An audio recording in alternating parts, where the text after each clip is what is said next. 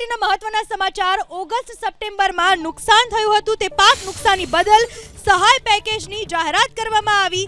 18 તાલુકાના 800 ગામોમાં પાક નુકસાની બદલ સહાય પેકેજ જાહેર કરવામાં આવ્યું। ઓગસ્ટ અને સપ્ટેમ્બરમાં પાક નુકસાની થઈ હતી।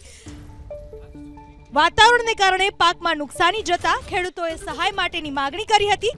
તો સહાય પેકેજની જાહેરાત કરાઈ છે। 18 તાલુકાના 800 ગામોમાં પાક નુકસાની બદલ સહાય પેકેજ જાહેર કરાયું છે। આ વિશે વધુ માહિતી આપો આપણી સાથે જોડાઈ ચૂક્યા છે અમારા સંવાદદાતા કલ્પેશ રાવલ।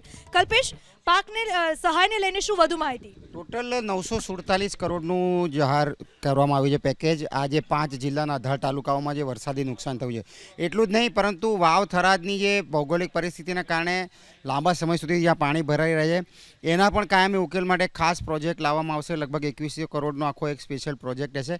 એટલે દિવાળી પહેલાં જે પ્રકારે વરસાદની સ્થિતિ હતી, ખેડૂતોની દિવાળી બગડી હતી, હવે રાહત પેકેજ જે છે જાહેર કરવામાં આવેલું છે અને આખું વિધિવત જાહેરાત પણ કરવામાં આવેલી છે।